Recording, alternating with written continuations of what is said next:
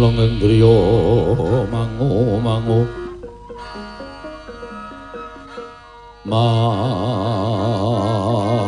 mangungkung kanduhan reman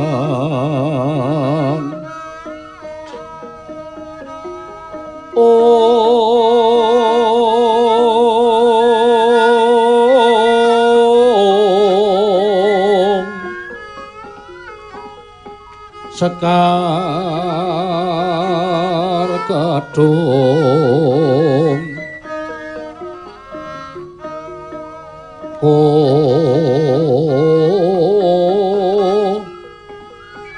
ngas kandano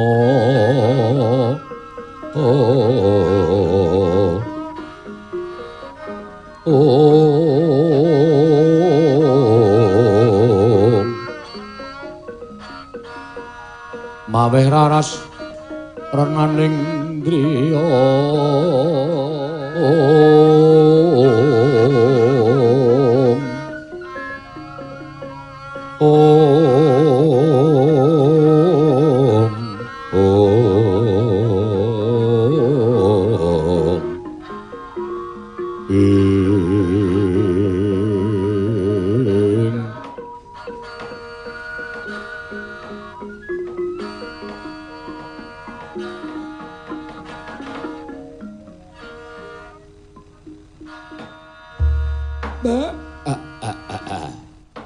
blegegek sak dulita mel ora kaya adat sabene lah kok dadi ing atase anakku ingkang kondang merusal bedugal lah kok sak gedhagan iki nglumpukke para kawula sak padukuane padha andher ana ing pendopo ing padukuan iki kowe arep duwe gawe apa Bagong? Wah, jan ora kaya biasane Bagong iki.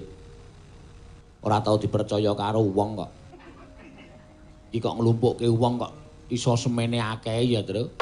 Mbok menawa do dibayar ya iso lho. Didumi 5.000 kon teko ning pedukuhan iki ya iso. Stop. Ora waton ngarani kowe, Tru. Wis tau ngerti tetembungan giri lusi jalma tan kena kinira. Pancen aku ki wonge merusal, bedugal. Ning dalam dunia sosial aku ki luar biasa lho, Tru. Ayo, aku ya wis ngerti. Nek kowe ki pancen nek srawung karo tanggane, tangga kerepotan kowe toke wangi. Ya ta? Tanggane kerepotan toke wangi, tanggane susahan toke wangi. Kuwi nek ndi-ndi mesti ketok, nek ndi-ndi mesti ana. Mula ya ora aneh. Arep kowe iki kondang merusal bedugal, ning merusal bedugalmu iki landhesane bener. Mula ya ora aneh nek kowe nglumpukke wong semene akeh iki padha teka kabeh ning kene, ning sak banjure aku tak takon karo kowe, wong aku ya nderekke bapak. Niatmu iki arep apa? Mula aku tak matur karo Bapak Semar, kowe aja do pidato. Lho. Tegese aku ki ora arep pidato ning aku ki ming ngomongi karo kowe. Pak, Judite, Pak. Lho. Urung-urung kok dijujuk ora. Ora ndeng, Pak. Aja salah tampa. Aku ora ndek maksud ngrawuhke bapak iki aku arep njejaluk ki ora. Aku mergane aku rumangsane aku ki wah bocah sing wis tuwa, wis kudune mentas. Marane iso aku kudu iso menehi kabungan tumraping bapak. Ha to, Pak? Mergo anak ki Sugiya kaya ngapa? Ning nek ora iso gawe kabagyaning wong tuwa kuwi percuma, ora ana gunane. Nadyan anakmu ki wong ora duwe, ning sak tingkah ruming asmaning wong tuwa ki padha karo aku iso mikul dhuwur mendem gareng. Wis iki ta, mikul dhuwur mendem jero kok mendem aku. Mikul dhuwur mendem jero. Lah terus iki aku arep gawe asmane bapak ki saya Kuncara. Ora aku milik dialem karo wong tangga teparo, dialem karo masyarakat. Ning aku kepengin iki lho, aku iso berbuat kaya ngene iki mergo Semar. Lho, ta, Pak? Saora-orane kowe tetep kecipratan jeneng sing apik. Iya. Wis ora sandadak tok kalang-kalang jane kowe iki arep ngopo? Aku kepengin bangun desaku iki, dusunku iki luwih becik tinimbang sing wis kelakon iki, Pak. Bapak ngerti to? Aku lagi programke dusunku iki saya apik, saya menjila lan saya kondang. Ya resike, ya rukune, ya tertipe lan sak piturute. Men diturat karo dusun-dusun liyane. Lah kuwi apik, kuwi apik. Resik tentrem tur ya becik. Kuwi pancen ya dadi gadanganing dusun ngendi-endi. Aku kepengin mujudake hal seperti itu, Pak. Lah terus kok dadak kowe ngrawuhke bapakmu kuwi gatine. Nalika malam Jumat kepungkur aku turu nang sarean ngisor gumuk lor desa lho, Pak. Kae sarean babi iki kok. Pancen sing nemoni aku kancane Sun Gokong. Sapa sing ndase babi ae lho. Aku ora ngerti. Sapa jenenge? Patke. Sama omongane pokoke. Kuwi dewa, Pak. Dewa anu suarane iki dumeling ana ing taling aku. Ngene iki. Kudu di dusun iki iso dibangun pancen aku kudu nganggo syarat ya kuwi wujude kayu Dewa Ndaru karo godhong sembuhan. Sembuhan dasmu. Sing tak terus aku nek lagi mikir ora disaut-saut to. Mbane tak ndas-ndaske kowe. Ya. Lah godhong apa? Godhong apa iki? Ron Sambiloto. Weh, sambi pitu to. Ora protelon. Tenguk ana ing tengah. Emoh. Ron Sambiloto. Bapak? Bapak iki preso. Bapak iki wong pinter, bapak iki wong lantip. Kayu Dewa Ndaru iki sapa sing kagungan? Ron Sambiloto iki sapa sing kagungan? Piye, Pak? Sak ngertiku kayu Dewa Ndaru, Ron Sambiloto kuwi papane ana ing Kayangan. Semarang. Kayangan. Kayangan Suralaya. Kayangan Surabaya. Iki dagelan wis kerep metu ya, Pak. Ora tak geguyu dhewe ndak aku isin. Oh iya. Ya. Kayangan Suralaya. Papane Bathara Guru. Njaluk lan ayu klepu kayu Dewa Ndaru karo Ron Sambiloto mau ya kudu sowan Bathara Guru. Bapak? Bapak iki jare kakane Bathara Guru. Bapak iki Bathara dosen. Kuwi ngopo, Gong? Iya kerep metu ya, Tru. Ya ora apa-apa. Nek ora tak geguyu dhewe ndak. Aku isin aku. Bathara Guru kuwi sing nguasani Kayangan. Lah nek kowe kepengin njaluk ya nyuwun mrana. Bapak jare kakangne, mbiyen sadurunge aku dadi kere kaya ngene iki, biyen aku pancen kakangne Bathara Guru. Nah, saiki ngene. Arep dileti wektu tahun-tahun mangabad-abad ning sing jeneng kakang ora bakal iso ilang. Bathara Guru mesti ngaku nek bapake kakangne. Mergo aku wis bola-bali ngerti bapak ketemu Bathara Guru ki, Bathara Guru mesti basa karo bapak. Kakang Semang, ngono kuwi. Semar, Kakang Semar, Kakang Ismaya, ngono ta? Aku wis kerep weruh. Saiki aku nyuwun tulung bapak. Bapak kersa njaluke kayu Dewa Ndaru karo Ron Sambiloto. nek bapak kersa ngaturake panuntan pepindhan, nek ora wiwit dina iki aja ngaku anak karo Bagong, aku ora arep ngaku bapak karo Semar. Le, cangkem iki sing apik. Dirungokke Kyai Pedukuhan sepene akeh kok senengane wong perkara bapak ki urung ngendika saguh apa ora kok wis ngetokke sumpah. Wong iki aja sok kulino sumpah. Kok kuwalat hukum karma iki mesti tumiba. Bong, ora usah sembrono. Bapak ki mesti saguh, ora usah dadak ngetokke sumpah. Ku nek kena sumpahmu dhewe, kaya urung tau Tru aku kena sumpahku dhewe. Padahal aku kerep sumpah lho, Tru. Ameng urung wae. Sok kapan? Nyatane kowe wani sumpah ki nek ora diucapke nang batin ya ora apa-apa. Anggere sik ngucapi lambe tok, batine muni ora. Batine muni ora mandi. Aku mung guyon. Ora apa-apa. Nek sumpah kanthi lahir batin, aku mau ora muni disekseni keblat papat segara gunung. Mung cukup muni sumpah ngono. Berarti kan urung ana seksine. Urung ana seksine ora iso dadi terdakwa. Kuwi malah ngomong apa ya kuwi? Kuwi sida njaluk tulung bapak apa ora? Aku jane jagongan karo wong SDM rendah kowe iki males. Ora nyandak karo pikiranku ora nyandak. Bagong, ya. Nek pancen kowe njaluk supaya aku mbudidaya njaluk kayu Dewa Ndaru karo Ron Sambilata. Apa kira-kira nek aku nekake Bathara Guru neng kene piye? Kawulamu geger apa ora? Ora. Wis santai wae. Wis do tak nehi gambare Bathara Guru. Dadi ora padha kaget. Bathara Guru tangane papat, sikile 6. Loro. Hah? Loro. Meng loro to, meng loro. Tak kira ora sikile 6 ya. Ora kok sikile 6 kaya truk wae kowe iki masane. Anggape Bathara Guru ki tronton apa tronton nabrak cengelmu. Seneng. Ya wis Pak, ora masalah. Aturan ora apa mrene, Pak. Semare Koten Prayitna Trisanya Purnama sasi ing sigran dumuk kunjunging Lurah Semar Badranaya tegese bakal duwe gawe nyipta aji pamelingani mbali dhateng Rai Sang Manikmaya cumara saking dirgantara kaya ndaru tetarungan rawing Sang Hyang Manikmaya wau.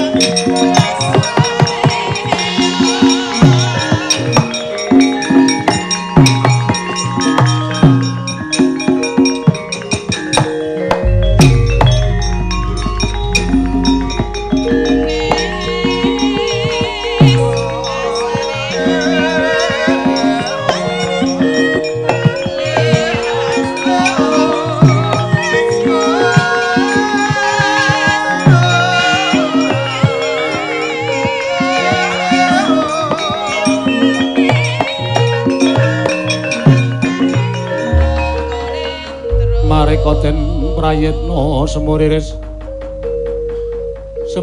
eka balik titiyane Gandayani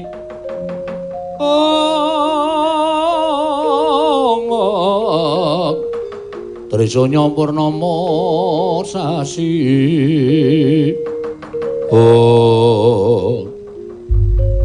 Kakang Ismaya damel kaget lumantar aji pameling ndika Kakang nimbali dhateng rayipun Manikmaya. Aku njaluk ngapura ya Guru. Ya ngene iki bot-bote ditangisi karo anak. Supaya kepengin sak pejagong karo kowe lan ana panjaluk saka anakku ing bakal diaturake karo kowe. Teka ngane-anehi temen Kakang. Wonten pamurtas saking putra ndika para Panakawan dhateng rayipun Manikmaya. Iya, bener, heeh. Bagong, lho. Matura karo Bathara Guru. Iki wis tekan kene Wis rawuh mrene, matur sing apik-apik basa. Mengko ndak kena shot. Kira guru gawe sok. Nggo ngesok cengelmu ki. Shot. Wow, ya ora krungu. Nek pasang Kalimantan Tabit tinebeno iki lho, Dumi. Duni. Baleni. Ngono namit Kalimantan Tabib Muhammad Ali Denson. Ngandel ora. Aku wis ngerti nek kowe bakal menggok. Aku wis leteng lho, Tru. Heeh. Sing apik, sing apik, sing apik. Nun pangapunten Bu Kulun, kawontenanipun kula ngados mekaten. Iya, Bagong ora dadi ngopo. Bekti kula, iya ulun tampa. Pangestu ulun tampanana. Kula pun dinggo jimat paripe dayanana ing kasantosan. Iya, Bagong, ana apa? Ngaten Bu Kulun. Lho kok suta blak kutang terus terang? Napa wontene? Iya. Kula niku ndek kepinginan utawa gegayuhan bangun padusunan. Dusune sapa? Dusun kula. Inggih mriki niki merga tanpa werna kula menika pun dipercaya dening masyarakat dados kepala dusun. Mengkono. Nggih. Kula ya jujur tenan. Ora tau tumindak sing werna-werna. Cacat siji tok kula dadi kepala dusun ming perkara njaluk tanda tangan KTP kula tarik 250. Oh, ayo wis kuwi. Ngono kok muni dukuh bersih ora. Ning niku mboten dados masalah sing mbak kula tetep ajeng nyaur. Ala kula niku kanthi sarana kula mbangun dusun kula. Iya. Ning jebul dumadakan wonten dewa anak buah sampean. Sapa Bagong? Kula mboten ngerti. Sirahe babi. Ora ngerti. Bagong ku omong waton ting celekop sampeyan dhewe iki ora sirahe babi saking eleke sirahe dewa iki werna-werna. Ora tutuk modar ora. Nggih pokoke Sang Hyang mana aku tahu. Iya. Niku paring sabda kalian kula kedah wonten inggih menika syarat kayu Dewa Ndaru kalian Ron Sambiloto. Ulun mila bapak kula suwun supados panjenenganipun rawuh wonten ing dusun kula menika ingkang wigati kula namung badhe nyuwun paduka pukulur gandeng kula menika klebet keponakan panjenengan awit kula menika anake Semar, Semar menika kakang sampean. Mula mboten wonten alane nek kula nyuwun supados pukulun keparenga paring inggih menika wujudipun kayu Dewa Ndaru lan Ron Sambiloto. Mekaten atur kula nek wonten lepat atur kula diagung pangaksami. Cekal semanten nek wonten lepating atur kula diagung pangaksami. Cekal semanten piye to, Truk? Ngene. Wong ki nek arep mandheg omongane iki nadane medhun. Cekal semanten nek wonten apel kula nek lepat kula diagung pangaksami, ora diagung pangaksami. Aku ya ana teruse. Cekal semanten atur kula nek wonten lepat nyuwun pangapunten lan nyuwun sepinten kalepatan kula diagung pangaksami. Ha, kuwi ana teruse. Medhun, medhun. Cekal semanten atur kula wonten lepat kula diagung pangaksami. Ah, wis rampung. Matur sembah nuwun. Monggo kula aturi menggalih pukulun. Ing Jojo muntap lir kenetap duka yayasinepe. Netra kocak ngondarandir. Om wilahing Mas Tunomo sidam sekaring bawana langgeng. Kakang Semar. Destun temen dene Kakang Semar ora iso ngandhani kelawan majamu. Ing atase Bagong ku mung derajate ngaceplik. Ing atase Bagong ku mung kawula, mung Panakawan teka bakal anggayuh. Ya iki wujuding kayu Dewa Ndaru ing minangka dadi pepasren ing kayiwangan apa dene Ron Sambiloto. Cetha lamun atmajamu mung bakal ngasorake derajating Bathara Guru lan derajating para dewa liyane. Kang mangkono ulun ora nrimakake kelawan apa kang dadi ature Bagong. Malah wektu dina iki Bagong lan kabeh Panakawan apa dene Kakang Semar tak anggep keluputan tumraping kadewatan. Wis ora ana pangapura dene derajate ngaceplik mung Kakang Semar apa dene atmajamu teka wani nyamah marang asmaning kadewatan. Wektu dina iki malah kita ora bakal nampa kayu Dewa Ndaru lan Ron Sambiloto nanging malah nampa pidana saha panjenenganipun Sang Hyang Manikmaya Kakang Badranaya.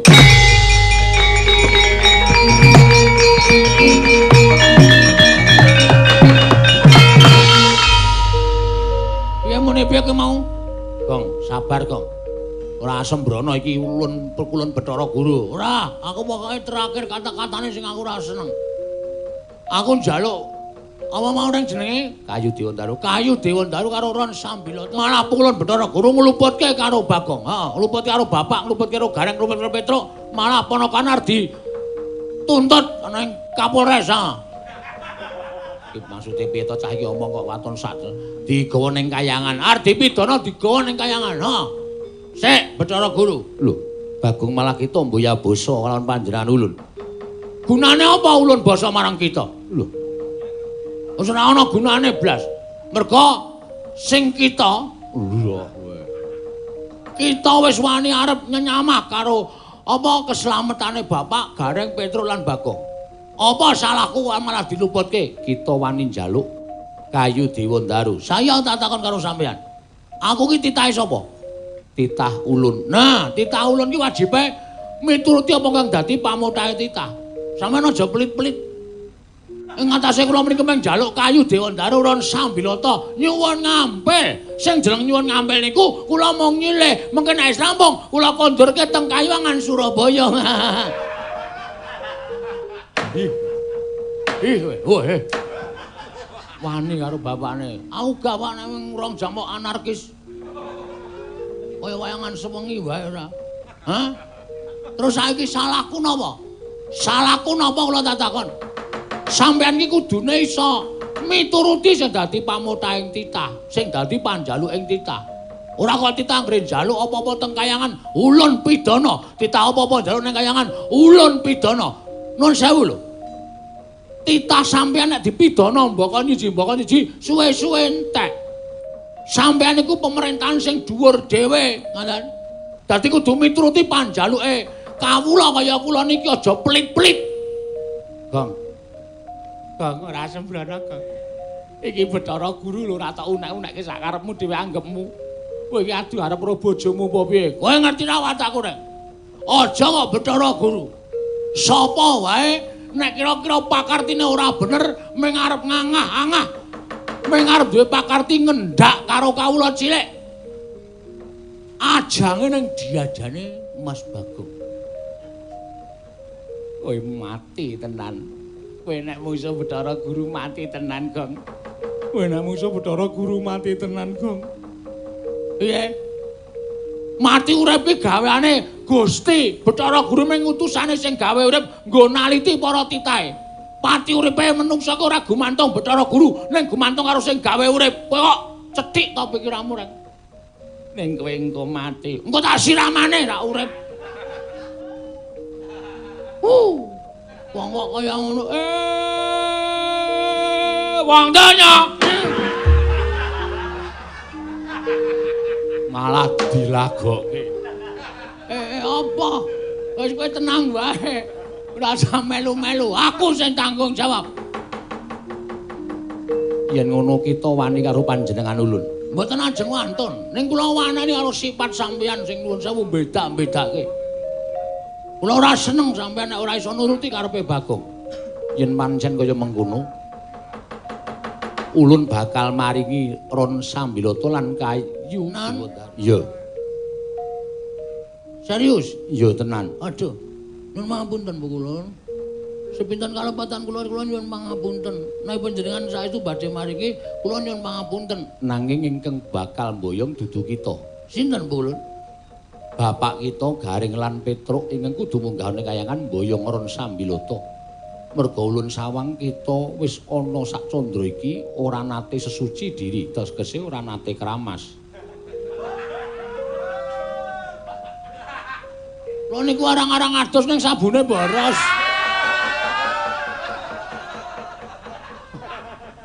Lah iya mula kita kuwi ora resik lahir lan batine. Mekaten Bu. Mula sing kudu munggah ning kayangan Semar, Gareng lan Petruk. Ah nek pancen kaya ngono piye, Pak? Tak munggah ning kayangan. Piye, Deng? Ya aku ora apa-apa makili kowe le. Petruk piye? Aku ya ora apa-apa makili kowe selama masalah tak munggah ning kayangan. Ning dulur kula mboten dilawan apa to? Mboya. Estu? Iya tenan. Mboten digawe sengsara? Mboya. Estu? Iya. Wis kena Pak mangkat, Pak? Iya. Ana sentuk kayu gorene, kayu Dewa Daru ron Sambilata. Iya. Ana ora nek arep kayangan. Iya, nggih, pukulun nderek kula tak bidal, nggih pukulun nderek kula tak bidal. Kula mengke dilewatke pinggir Kawah Candra Dimuka nggih pukulun. Lho. Kalih gareng wedok niku mang joroke. Wah, yen tonyo mencelat ora senengane. Wong ora kleru apa-apa kecemplung Kawah Candra Dimuka maksude piye ora seneng. Gareng nek mangkel atine le omong mencas-mencas, saya ora cetha. Yen pancen Semar Gareng Petruk wis keduga sarta wis gelem budal ning kayangan. Kakang Nayantaka monggo kula kanthi minggah kayangan. Iya, ning aja ngapusi lho, mboten Kakang Semar. Bagong ulun budal. Ngati-ati ya, Pak. Reng truk. Panjang kaku ning tanganmu. Ya.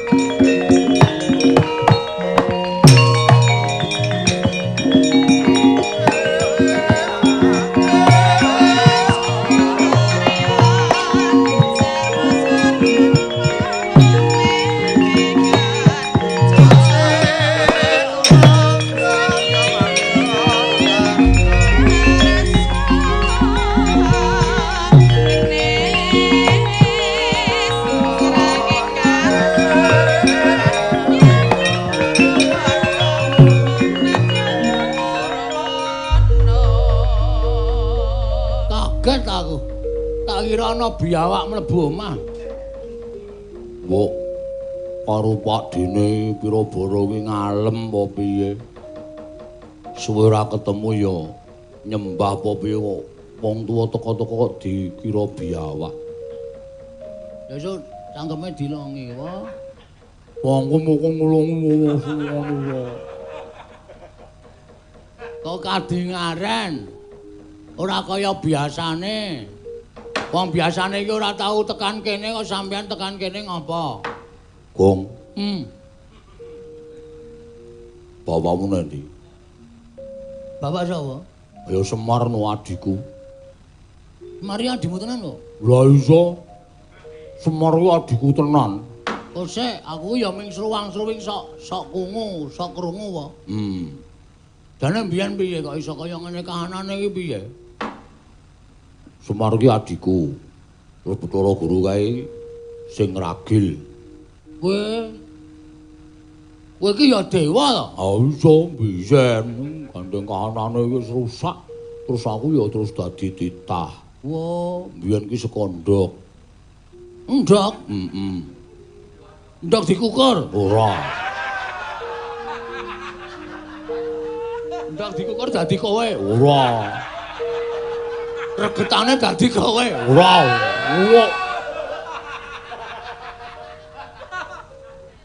Sontak iki tak critani tenan. Lah iya aku ya takon tenan kok. Biyen kuwi ndok. Terus kulite kuwi dadi aku. Wo. Putihane ndok kuwi dadi Semar, kuningane dadi Bathara Guru ya Manik Maya. Berarti tunggal ndok. Untung biyen ra didadar wong. Ah iya. Upama diceplok campur brambang ngono dadi apa? Ayo mbok ngono kuwi critane ngono kuwi aku tak takon saiki si Semar nendi mergo aku kuwi duwe pangunek-uneke ngati. Pangunek-uneke ngati piye? Aku kuwi rak ngimpi, Gong. Ngimpi aku kok mendosel nggon sawi apa ya, Wah? Wah, sandwich iki. Iki delok meng deloke kok tak saduk. Yo. Oh. Weh, dian dompete kulit biawak. Waduh, ayo apa iki? Tak silihe ya, wah sak isine. Lah. Milih dompet kok sak isine. Bangane dadak nyopoti. Ono KTP, ono SIM C, SIM B2. Wis nyopir truk kok iya. Ana SIM barang iki. Ya ora wong nyatane ngono. Terus ngene, aku ki janjane aku ki ngimpi. Ngimpiku kok ora penak. Ora penak piye? Aku ki kok weruh Semar iki kaya didandani cara manten. Wah, aku ngomong kowe saiki. Nek mau tak karat Semar. Mesake simbok. Sik to. Iki ki ngimpi. Ngimpi. Kok ngece to. Orang cangkeme iki ambane ngomong ora cetos ditirok-tirok ora. Oh, tak kira nek serius. Ngimpi to? Ngimpi. Ngimpine? Ayo Semar arep dadi manten kuwi. Kok nanti kowe tekan kene kedoyong-doyong kedarang-jarang. Mergane aku ki wong tuwa, Gong. Aku ki ngerti impen ala, impen apik kuwi aku apal. Impene wong ketaman banjir kuwi impene elek. Impen ewuh utawa omahe duwe gawe kuwi ya impen elek. Hah? Impen nek nganti nuwun sewu kowe buang air besar kuwi ya impen elek. Impen nek kowe dadi manten ngimpekke wong dadi manten ki impen elek sing bakal tumomo sing diimpekke. Mongko aku ngimpi Semar kuwi dadi manten. Kuwatire atiku nek pancen iki mengko ana sing bakal nyolowadi gawe karti sambeka cilakane bapakmu. Arep adoh parane aku ora tau tate ketemu, ora tau srawung ning ana sambung getih antarane aku karo bapakmu. Nek bapakmu cilaka aku cilik gedene ya melu kelangan. Lah bapakmu saiki nendi?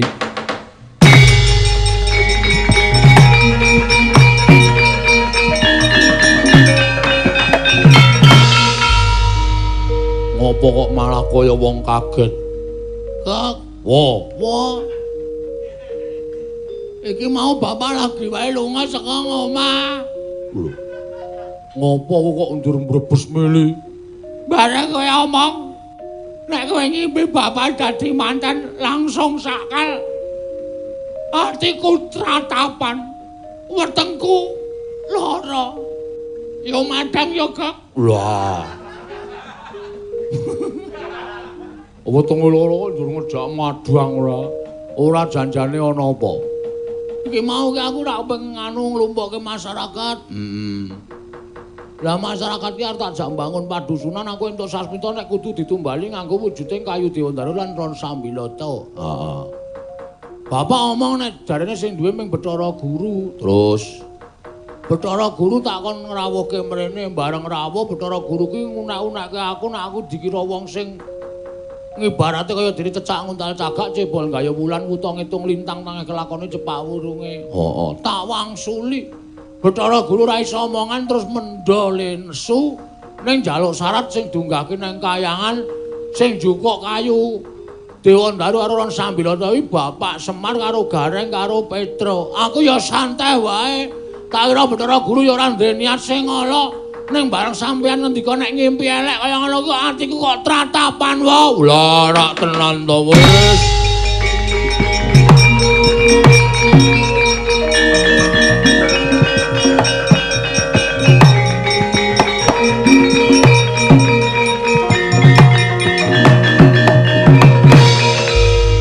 Wis suwe le mangkat. Ya dekara seprapat jam kepungkur. Wah wis tekan iki. Cedhak wae. Ora perkara cedhak ning perkara le maburi mesti padha sifat kuping. Monggo kowe iki jane ngerti ora? Watake Bathara Guru iki adhiku iki wong srei dawen ya mung bejane dadi dewaning para dewa. Ning isih gampang kesasapan watak ala kuwi Bathara Guru. Waduh. Kuwatire atiku nek tekan kono engko bapakmu di kerenah cintrakane, kakangmu digawe lara, kakangmu Petruk digawe sengsara. Waduh, piye kok? Apa ya aku ya ora iso ngopo-ngopo. Ah terus kowe ngapa tekan kene? Anjur ora iso ngopo-ngopo, mung ngabarke ta to. Aku jaluk turangga kowe munggah nang kayangan. Aku wis sumpah karo awakku dhewe, Gong, aku wis ora tau gelem munggah ning kayangan. Waduh. Nek arep kowe arep bantu karo bapakmu ya kowe wae munggah ning kayangan. Atra dikeprok sapa kuwi sing jaga sapa? Sing jaga koris. Repat kepanasan iki jenenge sapa? Sing ciripit. Udu. Cingkara bala upata. Cingkara bala upata. Sing ciripit nak jempole dijepite ya. Heeh. Ya sing ciripit. Wah, malah sing ciripit kok ngumpul bapakne malah. Aku seneng ya dijepit. Senengane ora. Ngono kuwi. Lah terus aku le munggah piye? Nah arep munggah kayangan iki supaya aja nganti dicegat karo dewa-dewa ki wong gak dadi wong sing iso mlebu metu kayangan. Sapa? Bendaramu. Nyuwun tulung Ndara Janaka. Rasah ndak kriwikan dadi grojokan geguyon dadi tangisan. Kowe wae nek gelem tak dandani cara Janaka, gelem ra? Kowe ra sembrono lho, Gek. Iki soalé nek aku dandan cara Janaka, ya aku ra sida tekan kayangan, aku mesti nang komplek. Lah. Soale bagus saya mesti ana pengharga ta. Mbuh, aturan. Kepruk kamera ndasmu moco asan. Omongane kok werna-werna ora.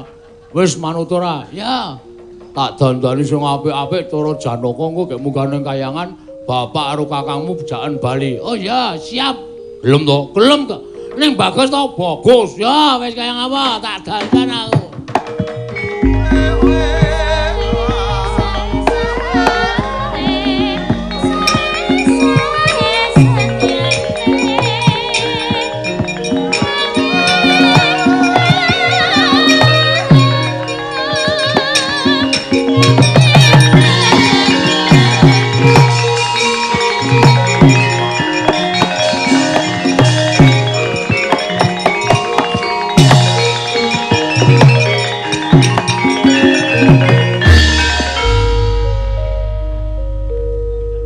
Wes.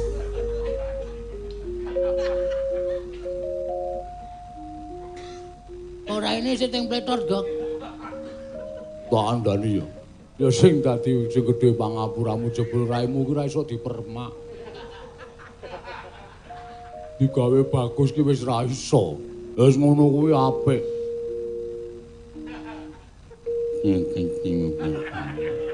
Caket pangestu yen panjen mengkono to, aku arep munggah ning kayangan to. Wis kono gek menyang. Dalane liwat ngendi kok? Liwat lengkaing Gunung Himawat mengko ana Ndorante. Wis mangsa modern kok isih nganggo Ndorante. Monggo aku tak matur Bathara Guru supaya kayangan dipasangi lip.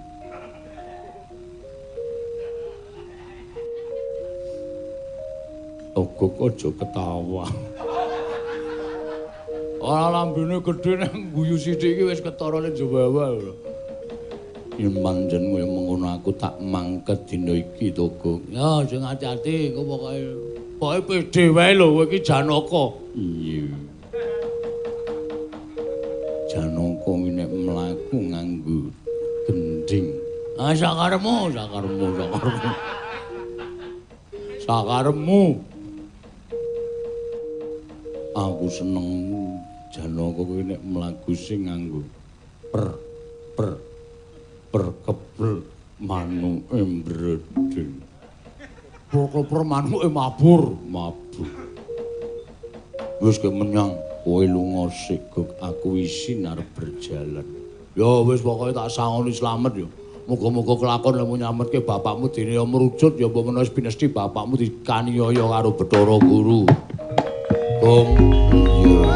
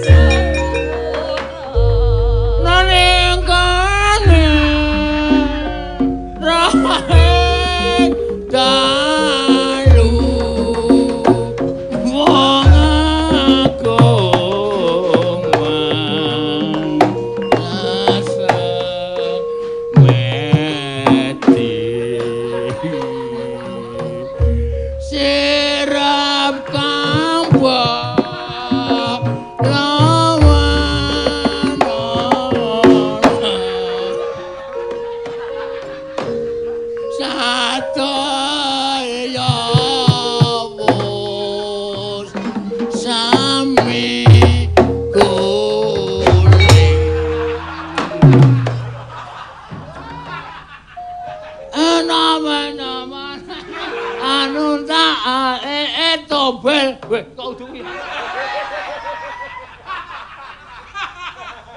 Sak iling-ilinge. Cing, ana cimet, cing. Berkoper manuke mabur.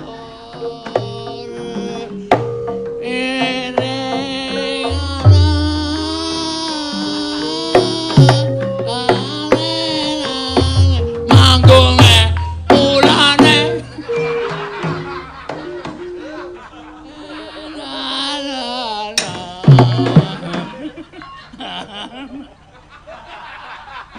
Aku mah kemekelen sih.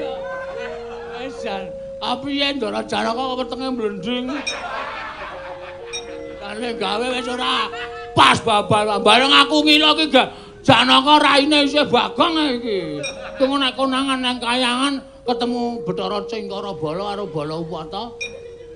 Lho nek ketemu Balakurawa cilaka. Iki Janaka kok raine kaya asbak tutuk karo Cingkara Bala. Yes, ra masalah. Lumbung desa. Apa ya gendenge Ndara Janaka ki? Anu, apa jenenge kae sing alus-alusan ki? Rire sarta balwanu teng ranu.